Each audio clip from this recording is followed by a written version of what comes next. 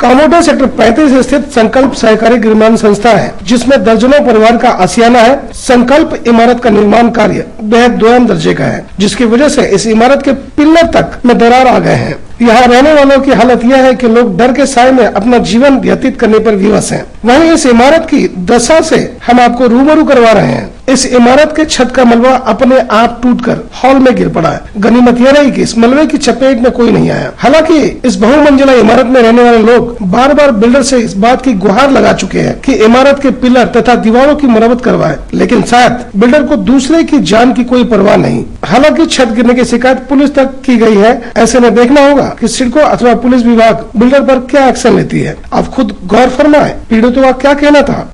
रात्री 10 वाजता आमच्या घरी असं स्लॅब कोसळलं। त्या घरामध्ये कोण होतं का? त्याच्यामध्ये कोण माझी मुलगी होती, जस्ट 2 मिनिटासाठी उठून गेली आणि तेवढा स्लॅब कोसळला। बिल्डरला आम्ही ह्याच्या आधी गेली 3 वर्ष सतत टच करत असताना पण त्याने आम्हाला काही कॉपरेट केलेलं नाहीये। उडती प्रश्न दिलेले आहेत। आम्ही जस्ट जाऊन पोलिसांना एनसी केलेली आहे। त्यांनी सकाळी येऊन पंचनामा वगैरे केलेला आहे आणि पुढील ते म्हणाले जर तुम्ही येऊन आम्हाला परत भेटा, त्याचे फोटो वगैरे द्या, शक्य झालं तर आम्ही त्यांना बोलून घेऊ आणि त्यांच्यावर गुन्हा नोंदवण्यासाठी कारवाई करू। वहीं दूसरे का कहना था होतं की तुम्ही बघा म्हणून या गोष्टीकडे लक्ष द्या। त्यांनी लक्ष दिलेलं नाहीये।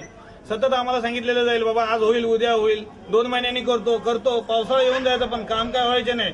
सर्वांच्या घरी लिकेजेसचे प्रॉब्लेम चालू राहायचे, पण या गोष्टीकडे बिल्डरने कधी पाहिलंच नाही। किती पाठपुरावा करायचा यांच्या मागे। शेवटी अक्षरशः पाठपुरावा करता करता ही वेळ यायला लागली की आता स्लॅब कोसळून खाली पडायला लागलेले आहेत। ह्या गोष्टीला आम्हाला सहकार्य कोण करणार? ना सिडको आमच्याकडे लक्ष देत आहे, ना कोणी स्थानिक अधिकारी किंवा कोण आहे का आम्हाला बघायला। त्यांनी पाठपुरावा करायला पाहिजे आमच्यासाठी।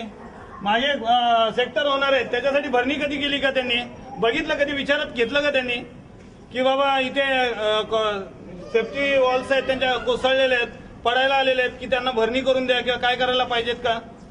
कधीच लक्ष दिलेलं नाही त्यांनी। फक्त बिल्डिंगी उभ्या झाल्यात, बस पैसा घेतला लोकांचा आणि निघून गेलेले आहेत लोक, बिल्डर लोक। सोसायटी हँडल करताना बरीचशी कामांची कमिटमेंट दिली होती त्यांनी।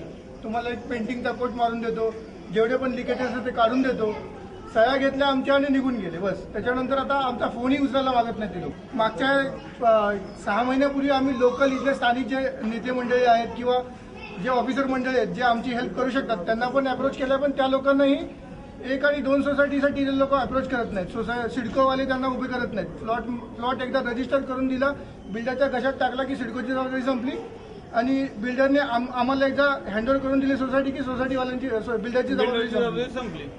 हम तो यही कहना चाहेंगे कि अगर समय रहते इस इमारत की मरम्मत नहीं की गई तो हो सकता है आने वाले समय में यह इमारत मलबे में न तब्दील हो जाए। कर्नाटक टीवी के लिए हमारे प्रतिनिधि गोपाल साह की रिपोर्ट।